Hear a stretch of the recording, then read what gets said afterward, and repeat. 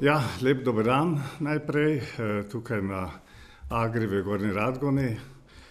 Zaključujemo 55. Agro in kot organizatorji letošnje Agre smo lahko več kot zadovoljni. O letošnji Agri lahko govorimo o samih presežkih. 1820 razstavljavcev iz 36 držav na 72.000 kvadratnih metrov razstavnih površin je največ, kar je bilo predstavljeno na Agri v zgodovini tega sejma. Pa tudi dežela partner je bila letos največja država na svetu, to je Ljudska republika Kitajska, ki se predstavlja tudi prvič za svojo nacionalno predstavitvijo. Kar 24 podjetij je letos sodelovalo v tej nacionalni predstavitvi in poleg Kitajske je bilo tudi še več dežel, ki so se predstavljale letos prvič, torej tiste, ki so sodelovali v tej mednarodni konferenci 16+1.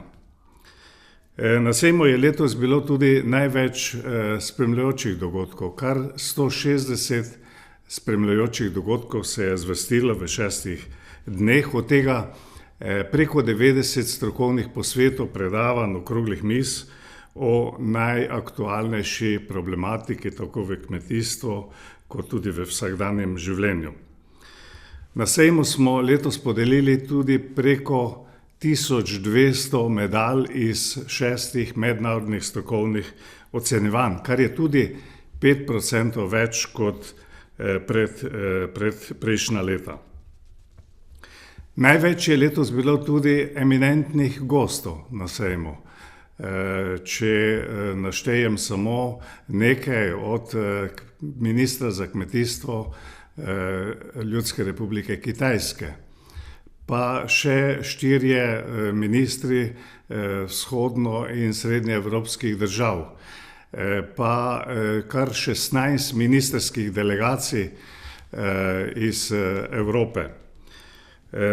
Seveda veliko je bilo tudi gospodarskih delegacij, ki jih niti nismo vseh registrirali.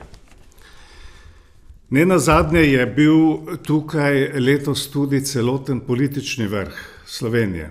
Od predsednika republike, ki je sejem tudi odprl, še predsednik državnega zbora, predsednik državnega sveta, predsednik vlade, pa 4 ministri, minister za gospodarstvo, ministrica za delo, družino, potem ministrica za obrambo, minister za zamejce in seveda kmetijski minister, ki je praktično sodeloval na vseh pomembnih dogodkih.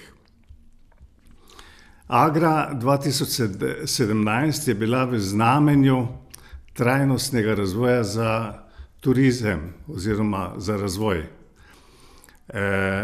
In pa seveda tudi trajnostnega kmetovanja in hrane iz naše bližine. Vendar, če bi iz vseh teh vsebin potegnil tisto rdečo nit, ki se je vlekla preko vseh strokovnih in tudi drugih dogodkov, ki so se odvili v teh dneh sejma, bi lahko rekli, da je bila osnovna rdeča nit v trajnostnem razvoju in klimatskih spremembah. O teh 2 temah so pravzaprav govorili vsi pomembni predstavniki tako na področju politike kot seveda tudi stroke. Za sejem je izrednega pomena sodelovanje pomembnih inštitucij. V prvi vrsti kmetijskega ministrstva, torej Ministrstva za kmetijstvo, gozdarstvo in prehrano, ki ne samo, da je na sejmu sodelovala z svojim razstavnim prostorom, ampak je tudi v bistvu dajala tisto glavno vsebino tudi strokovnemu delu tega dogajanja. Seveda pomembna je tudi udeležba Zadružne zveze, Kmetijsko-gozdarske zbornice, Kmetijskega inštituta, kmetijskih šol, Seveda tudi živilci so se letos predstavili v boljši in večji luči. Tako da skupna ugotovitev nekako med razstavljavci in s tem tudi v gospodarstvu je, da je v kmetijstvu in živilski predelovalni industriji veliko priložnosti. Na eni strani znamo pridelati vrhunske pridelke, vendar je cena, ki jo dosežemo, prenizka. V ceno bi morali vključiti tudi trajnostni razvoj in klimatske spremembe.